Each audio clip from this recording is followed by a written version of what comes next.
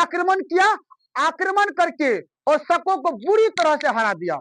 जिस प्रकार से बुरी तरह से रामगुप्त को हार का सामना करना पड़ा था, यानी चंद्रगुप्त द्वितीय के भाई, बड़ा भाई को हार का सामना करना पड़ा था, उसी प्रकार से चंद्रगुप्त मौर्य ने बदला लिया शकों से और शकों को बुरी तरीके से हराया और बुरी तरीके से हरा करके अपना। जय हिंद आप सभी को। आप सभी कैसे हैं?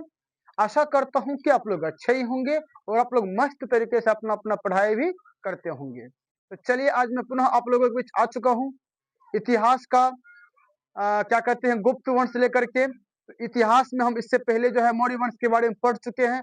आज जो है आपको हम गुप्त वंश के बारे में पढ़ाने वाले हैं, ठीक है। तो गुप्त वंश को हम लोग समझने का प्रयास करेंगे और जब हम पढ़ना शुरू कर देंगे तो आपको भी डिस्प्ले पे शो करेगा पेज, आप भी उसको पढ़ने का प्रयास कीजिएगा, ठीक है। तो चलिए हम क्लास को शुरू करते हैं। तो हाँ, तो इससे पहले आप लोगों को मौर्य वंश पढ़ा चुके हैं, तो आज हम लोग पढ़ेंगे गुप्त वंश के बारे में। तो गुप्त वंश की जब बात किया जाए तो गुप्त वंश समझ रहे ना, यानी गुप्त वंश के संस्थापक जो है वो श्री गुप्त हो जाएंगे। कौन हो जाएंगे? श्री गुप्त हो जाएंगे, ठीक है। यानी गुप्त वंश का जो स्थापना किया वो किसने किया है? तो श्री गुप्त साहब ने किया है, ठीक है। श्री गुप्त के बाद जो है घटोत्कच ने किया है। किसने क्या शासन किया है? तो घटोत्कच। यानी गुप्त वंश पे जो है ना, गुप्त काल में गुप्त वंश पर जो है शासन करने वाले सबसे पहले श्री गुप्त थे। उसके बाद घटोत्कच थे। कौन थे? घटोत्कच। कौन थे? घटोत्कच। उसके बाद घटोत्कच जो है ना, ये श्री गुप्त का उत्तराधिकारी था। श्री गुप्त का क्या था? उत्तराधिकारी थे, यानी श्री गुप्त के बेटा थे, ठीक है। उसके बाद आ जाइए आप लोग। और घटोत्कच साहब को जो है ना बाबू, महाराज की उपाधि धारण की गई। महाराज का उपाधि मिला है। किसको? तो घटोत्कच को।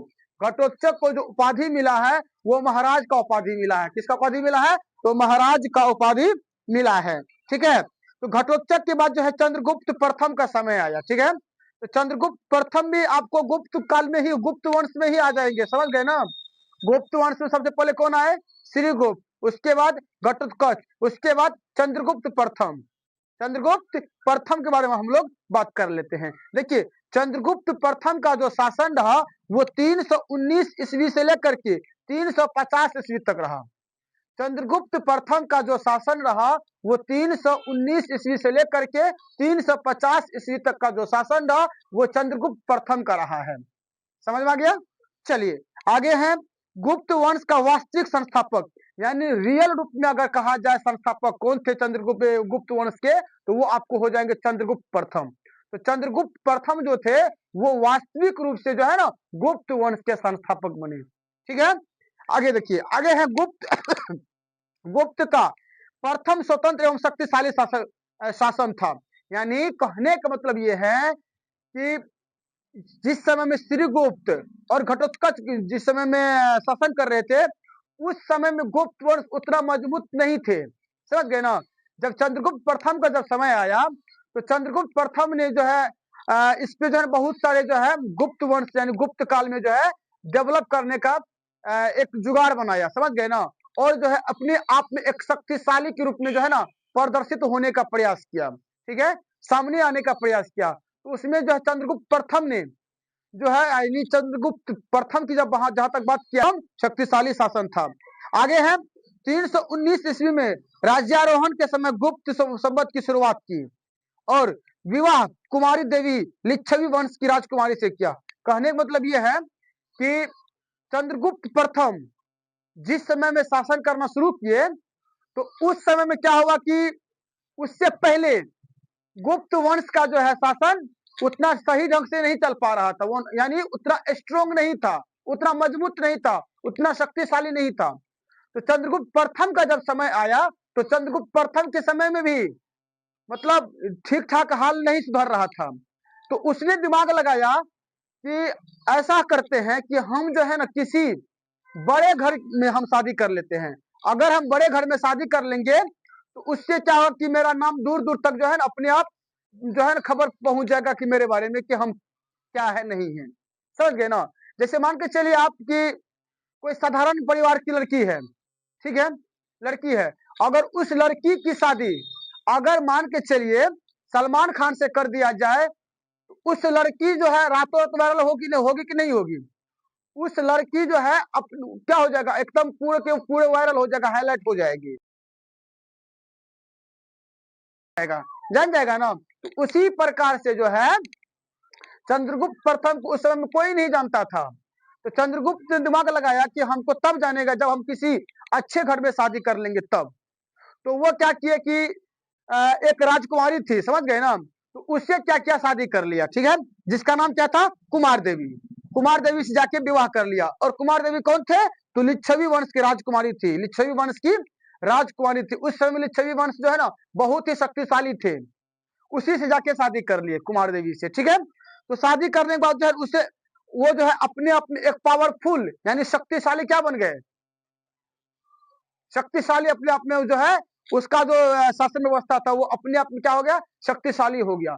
और उसके बाद वो जो शादी करने के बाद फटाफट फटाफट अपना काम और जो है ज्यादा मात्रा में करना शुरू कर दिया। समझ गया ना कौन, तो चंद्रगुप्त प्रथम, ठीक है। और चंद्रगुप्त प्रथम को जो उपाधि मिला है वो महाराजा धीराज का मिला। किसका मिला है, महाराजा धीराज का उपाधि मिला है। किसे, तो चंद्रगुप्त प्रथम को।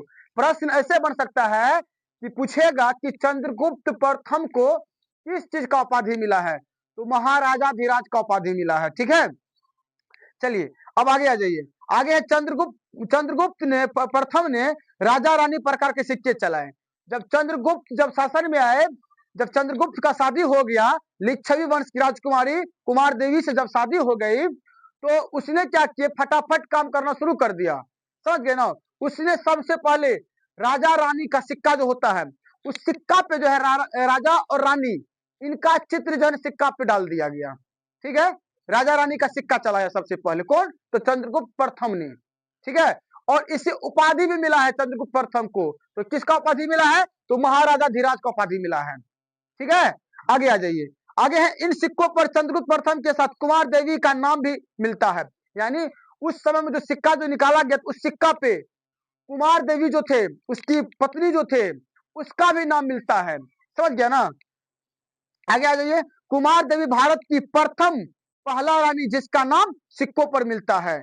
यानी प्रश्न यहां से आपका बढ़ सकता, पूछेगा कि प्रथम महिला कौन थी जिसका सिक्का पे नाम आया, तो वो आपको हो जाएंगे कुमार देवी। क्या हो जाएंगे, कुमार देवी। तो कुमार देवी का जो है ना फर्स्ट बार जो है सिक्के पे नाम आया महिला के तौर पे, ठीक है। उसके बाद आ जाइए आप लोग। तो बस इसका कहानी यही तक रहा, किसका, चंद्रगुप्त प्रथम का। उसके बाद चंद्रगुप्त प्रथम के पुत्र आए समुद्रगुप्त। कौन आए, समुद्रगुप्त। और समुद्रगुप्त जब आए शासन में, तो ये जो है 350 ईस्वी से लेकर के 375 ईस्वी तक शासन किया गुप्त वंश पे, ठीक है। समुद्रगुप्त जो है 350 ईस्वी से लेकर के 375 ईस्वी तक क्या किए, शासन किए। किस पे, तो गुप्त वंश पे, ठीक है। और यह गुप्त वंश सबसे शक्तिशाली शासक बना। और गुप्त वंश का सबसे शक्तिशाली अगर बना है तो वो किसके काल में बना है, तो समुद्रगुप्त के काल में बना है। समुद्रगुप्त बहुत ही मतलब खतरनाक क्या थे, राजा थे। समझ गए ना, कैसे थे आगे हम बता रहे हैं। आगे क्या है, गुप्त साम्राज्य का सर्वाधिक विस्तार इसी ने किया है। यानी गुप्त वंश का सर्वाधिक विकास जो किया है, सर्वाधिक सबसे अधिक डेवलप जो किया है वो समुद्रगुप्त ने ही किया है गुप्त वंश का। यानी प्रश्न ऐसे बन सकता है कि पूछेगा कि गुप्त वंश का सर्वाधिक विकास किस शासक ने किया, तो समुद्रगुप्त ने किया। किसने किया, समुद्रगुप्त ने किया। और समुद्रगुप्त का जो शासन रहा वो 350 ईस्वी से लेकर के 375 ईस्वी तक का शासन रहा। बात समझ रहे हैं ना। और ये बहुत ही खतरनाक शासक थे, राजा थे, ठीक। आगे आ जाइए।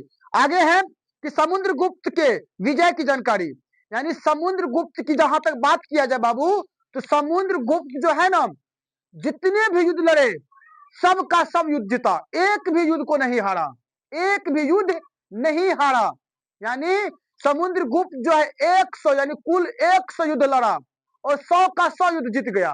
कौन, समुद्रगुप्त 100 का 100 युद्ध जीता, ठीक है। और ये जो युद्ध जो जीता गया है इसके बारे में हम लोगों को कहां पे जानकारी मिल रही है, तो एक जो है बुक है जिसका नाम है प्रयाग प्रशस्ति। इसमें हम लोगों को पता चलता है कि समुद्रगुप्त साहब जो थे ये जितने युद्ध लड़े थे सारा का सारा युद्ध जीते हैं। यानी 100 युद्ध जीते हैं। ठीक है, तो आगे देखिए, और लेखक यानी पर्याप्त प्रशस्ति की जो लेखक है जिसने लिखा है किताब को, उसका नाम है हरिसेन। समझ गए ना। और शैली किस शैली में है, तो चंपू शैली में है। किस शैली में है, चंपू शैली में है। चंपू शैली का मतलब बाबू ये होता है कि उसमें जो है ना कविता और कहानी दोनों का वर्णन किया गया और दोनों का मिसलेनियस है, दोनों का मिसलेनियस करके उसमें डाला गया है। समझ गया, पर्याप्त प्रशस्ति में। ठीक, तो उसी को चंपू शैली बोला जाता है। आगे भाषा, और ये जो किताब है इसमें जो भाषा का जो प्रयोग किया गया है वो विशुद्ध संस्कृत का भाषा है। विशुद्ध संस्कृत का मतलब ये होता है कि वो शुद्ध शुद्ध शुद्ध शुद्ध संस्कृत का ही प्रयोग किया गया है पर्याप्त प्रशस्ति में। ठीक है, और उत्कीर्ण तिलभट्ट ने किया है, और इसका जो उत्कीर्ण क्या है वो किसने किया है, तो तिलभट्ट ने किया है। उत्कीर्ण का मतलब बाबू ये होता है जो पत्थर पे जो है ना वो लिखा है। किसने लिखा है, तो तिलभट्ट ने लिखा है। उत्कीर्ण किया है, पत्थर समझते हैं आप लोग, जैसे दीवार पे लिखने का काम किया है, छेदा कर करके खोद खोद के लिखा है। समझ गया ना, तो किसने लिखा है, किसने उत्कीर्ण किया है, तो तिलभट्ट साहब ने किया है। ठीक है, किसको लेकर के, तो समुद्रगुप्त को लेकर के। ठीक, चलिए बात समझ रहे हैं ना, बात तो आप लोग चलिए आगे क्या है कि समुद्रगुप्त ने उत्तराधिकारी हेतु अपने भाई तल्यकुलज के साथ संघर्ष किया। यानी ये समुद्रगुप्त जो है ना, समुद्रगुप्त जो है अपने भाई जिसका नाम था तुल्यकुलज, क्या नाम था, तुल्यकुलज, इसके साथ बहुत ही ज्यादा संघर्ष किया, तब जाके समुद्रगुप्त राजा बने, ऐसे नहीं बन गए थे। समझ गए ना। उसके बाद समुद्रगुप्त को 100 युद्धों का विजेता कहा जाता है। आपको पहले ही बोल दिए थे कि समुद्रगुप्त ने 100 युद्ध लड़ा, 100 का 100 जीत गया, एक भी युद्ध नहीं हारा, इसलिए इसे 100 युद्धों का विजेता कहा जाता है। किसे, समुद्रगुप्त को। समुद्रगुप्त को 100 युद्धों का विजेता कहा जाता है। ठीक है, चलिए आगे देखते हैं। आगे है समुद्रगुप्त द्वारा 6 प्रकार के सिक्के चलाए गए। जब समुद्रगुप्त जो है ना ये क्या किए, 6 प्रकार के सिक्के चलाए। कितने प्रकार के सिक्के चलाए, तो 6 प्रकार के सिक्के चलाए। और 6 प्रकार का क्या क्या नाम है, आइए हम लोग समझ लेते हैं।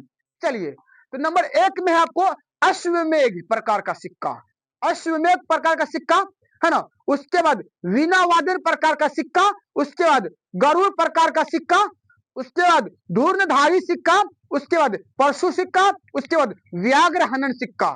ये 6 सिक्का का जो है ना, ये 6 सिक्का अपना शासन काल में चलाने का काम किया। ठीक है, और ये 6 सिक्का जो चलाए ना, इसमें अलग अलग उपाधि मिला है। किसे, समुद्रगुप्त को। देख लीजिए, जैसे अश्वमेघ प्रकार का जो सिक्का चलाया, इसमें जो इसको उपाधि मिला है वो अश्वमेघ पराक्रम का मिला है उपाधि, अश्वमेघ पराक्रम का उपाधि मिला है। उसके बाद वीणावादन प्रकार का जो सिक्का चलाया था उसमें जो उसको उपाधि मिला है वो लिच्छवी दोहित्र का मिला है उपाधि। ठीक है, और यहाँ वीणावादन की बात जहां तक किया जाए तो इस पर समुद्रगुप्त को वीणा बजाते हुए दिखा गया है, इसलिए जो है वीणा वादन उस सिक्का का नाम रखा गया। उस वीणा वादन जो सिक्का है उसमें समुद्रगुप्त के हाथ में वीणा बजाते हुए दिख रहा है चित्र में। इससे पता चलता है कि उस समय में जो है ना समुद्रगुप्त जो है संगीत से बहुत ही ज्यादा दिलचस्पी रखा करते थे। ठीक है, चलिए आगे देखते हैं। आगे है गरुड़ प्रकार का सिक्का, और गरुड़ प्रकार का जो सिक्का बनाए चलाए उस पे जो है उसको जो उपाधि मिला है वो किसका उपाधि मिला है, तो पराक्रमांक का मिला है।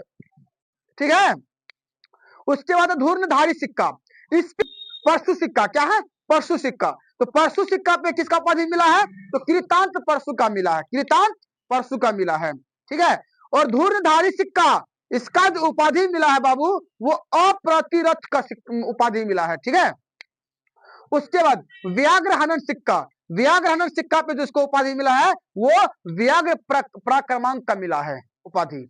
ठीक, चलिए आगे आते हैं हम लोग। आगे है कि विसेंट स्मिथ ने समुद्रगुप्त को भारत का नेपोलियन कहा है। विसेंट स्मिथ ने जो है इसका जो शासन काल देखा और इसका जो क्या कहते हर एक व्यवस्था को जो देखा गया तो उसी पे जो है विसेंट स्मिथ ने इसे कहा कि आप जो है भारत के नेपोलियन हैं। क्या है, भारत के नेपोलियन हैं। ठीक है, तो यहाँ पे प्रश्न बन सकता है कि भारत का नेपोलियन समुद्रगुप्त को किसने कहा था, तो विसेंट स्मिथ ने कहा था। किसने कहा था, विसेंट स्मिथ ने कहा था। ठीक है, आगे है समुद्रगुप्त को कविराज भी कहा जाता है, और समुद्र गुप्त को बाबू कविराज भी कहा जाता है। पूछेगा कि निम्न में से कविराज किसे कहा जाता है, तो आपका आंसर आना चाहिए समुद्र गुप्त। बात समझ रहे हैं ना? जी हाँ। तो चलिए आगे देखिए, आगे समुद्र गुप्त की प्रमुख रचना कौन सी है, तो कृष्ण चरित्रम। समुद्र गुप्त ने भी एक रचना लिखा है जिसका नाम है कृष्ण चरित्रम। क्या नाम है? कृष्ण चरित्रम। ठीक, आगे आ जाइए, आगे आ जाइए। आगे है समुद्र गुप्त के उत्तराधिकारी। समुद्र गुप्त को अब दो बेटा थे। कितने बेटा थे? दो बेटा थे। एक का नाम था रामगुप्त और दूसरा का नाम था चंद्रगुप्त द्वितीय। दूसरा क्या नाम था? तो चंद्रगुप्त द्वितीय। आगे आ जाइए, ये जो दो बेटा है, ये दोनों बेटा को राजा बनने का मौका मिला है। इन दोनों बेटा को राजा बनने का मौका मिला है। कैसे राजा बना, आगे हम लोग देखते हैं। चलिए, तो सबसे पहले रामगुप्त जो है ना राजा बने, ठीक है, शासक बने। तो ये जो शासक बने कब से कब तक बने, तो 375 ईस्वी से लेकर के 380 ईस्वी तक, यानी 5 साल तक के लिए जो है ना ये राजा बना रहा। कहाँ का? तो गुप्त वर्ष का। ठीक है, और समझिएगा यहाँ पे, और उस समय में जो है क्या कहते हैं, इसका शादी हो गया था। किसका? रामगुप्त का। और रामगुप्त के पत्नी क्या नाम थी? ध्रुव स्वामिनी नाम थी। क्या नाम थी? ध्रुव स्वामिनी। समझिएगा, बहुत ही दिलचस्पी हम बोलने वाले हैं आगे बात। ठीक है, तो यहाँ पे क्या है, तो 375 ईस्वी से लेकर के 380 तक इसका शासन रहा। और इसके पत्नी क्या नाम थी? तो ध्रुव स्वामिनी नाम थी। उसके बाद शको ने इसे हरा दिया। तो शको ने क्या किया, उस वंश पे अटैक किया, उस जगह पे, उस एरिया पे अटैक किया। और अटैक करने के बाद जो है रामगुप्त वर्सेस शकों के बीच युद्ध चला, जिसमें रामगुप्त को बुरी तरीके से हार का सामना करना पड़ा और शकों ने जीत गया। और शक जब जीता ना, ये क्या किया, उसकी जो पत्नी थी ध्रुव स्वामिनी, तो ध्रुव स्वामिनी को साथ लेके चले गए थे। फिर भी रामगुप्त जो है देखते देखते रह गए। उस समय जो है चंद्रगुप्त द्वितीय बच्चे ही थे। चंद्रगुप्त द्वितीय, समझ गए ना? तो क्या किया कि वो जो है क्या कहते हैं, उसको लेके चले गए ध्रुव स्वामिनी को। तो ध्रुव स्वामिनी कौन थे उस समय में? रामगुप्त की पत्नी थी। उसको लेके साथ चले गए। कौन? तो शको ने लेके चले गए। उसके बाद जो है धीरे धीरे जब इसको बुद्धि ख्याल जब बढ़ना शुरू हो गया चंद्रगुप्त द्वितीय को, तो चंद्रगुप्त द्वितीय सोचा कि ये जो शक है, ये जो मेरे भाभी को लेके चले गई, ये तो बहुत ही मतलब एक प्रकार से क्या किया, अन्याय किया हम लोगों के साथ। एक तो युद्ध हार गया, और युद्ध हारने के बाद भी जो है मेरी भाभी को लेकर यहां से भाग गई। अब क्या किया जाए? तो चंद्रगुप्त द्वितीय को जब वहां का जब राजा बनने का जब मौका मिला, तो उसने सबसे पहले शकों पर एक अटैक किया, आक्रमण किया। और जो है भाभी को बैठा करके वापस घर ला रहे थे, महल ला रहे थे। उसी उपरांत में जो एक जंगल मिला, उस जंगल के पास जो है चंद्रगुप्त द्वितीय कहता है कि आप हमें यहाँ पे रोक दीजिए। कौन कह रही है? तो ध्रुव स्वामिनी बोल रही है। बोला क्यों भाभी, यहाँ क्यों रोके? बोला नहीं, हमको यहीं उतार दो, तुम घर चले जाओ, तुम घर चले जाओ। बोला नहीं, ऐसा तो नहीं कर सकते हैं, आपको साथ चलना होगा। तो वहां पे प्रश्न क्या, हम किस लिए घर जाए? उस मनहूस का हम शकल देखने के लिए जाएंगे? तो किस मनहूस की बात हो रही है? तो रामगुप्त की बात हो रही है। बोला हम उसका शकल नहीं देखना चाहते हैं। उसके सामने में हमको लेके भाग रहा था, लेकिन वो कुछ नहीं किया। कौन कहा? ध्रुव स्वामी ने कहा। बोला कोई बात नहीं भाभी, आप यहां से चलिए, आपको कहीं भी किसी भी तरह का दिक्कत नहीं होगा, नहीं होगा। बोला ना ना, हम नहीं जाएंगे, बिल्कुल नहीं जाएंगे। बोला कोई दिक्कत नहीं, चलिए हम आपका देख रेख करेंगे। बोला नहीं, आप कैसे देख रेख कीजिएगा? बोला हम देखेंगे ना, चलिए ना, काहे टेंशन लेते हैं? बोला नहीं, प्रोमिस कीजिए जहां पे आप हमसे शादी कीजिएगा, वहां पे शर्त रख दिया। कौन? ध्रुव स्वामिनी ने। तो उसके बाद बेबस होकर के बोला कि अच्छा चलो ठीक है, हम तुमसे शादी करेंगे। उसके बाद एक्सेप्ट हुआ, वहां पे एक्सेप्ट करने के बाद वहां पे शादी हुआ, और शादी होने के बाद उसको महल लाया गया। समझ गए ना? महल लाया गया। तो अब जो है रामगुप्त का पत्नी न होकर के अब किसका पत्नी हो गया? चंद्रगुप्त द्वितीय का पत्नी हो गया। चंद्रगुप्त द्वितीय का पत्नी हो गया।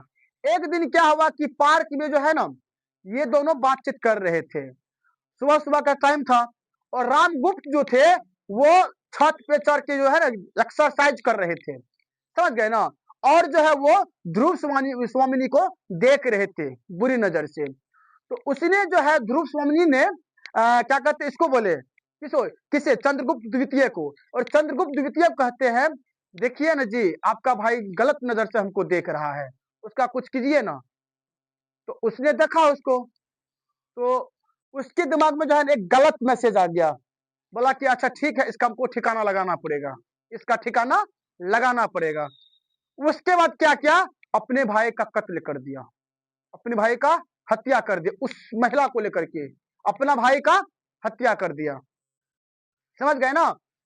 आगे आ जाइए, आगे क्या है, तो यह ध्रुव स्वामी को छुरा कर लाया, इसने तो ध्रुव स्वामिनी से विवाह कर लिया और इसने अपने भाई रामगुप्त का भी हत्या कर दिया। ये सारा बात हम आपको बता दिए मौखिक में ही। चलिए आगे क्या है, चंद्रगुप्त द्वितीय। और चंद्रगुप्त द्वितीय का जब शासन आया वो 380 ईस्वी से लेकर के 415 ईस्वी तक शासन किया। कब से कब तक, तो 380 से लेकर के 415 ईस्वी तक का जो शासन रहा वह किसका रहा, तो चंद्रगुप्त द्वितीय का।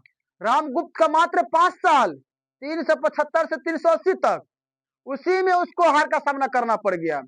और चंद्रगुप्त मौर्य ने, चंद्रगुप्त द्वितीय ने ये 380 ईस्वी से लेकर के 415 ईस्वी तक, यानी मोटा मोटी मान लीजिए 80 20 100 20 15 35 साल शासन किया, ठीक है, 35 साल शासन किया। उसके बाद चंद्रगुप्त द्वितीय का बाबू अन्य नाम भी है ना, देवराज, देवश्री, देवगुप्त। देव नाम से जब आएगा तो वो आपको चंद्रगुप्त द्वितीय का नाम हो जाएगा, देवश्री, देवराज और देवगुप्त।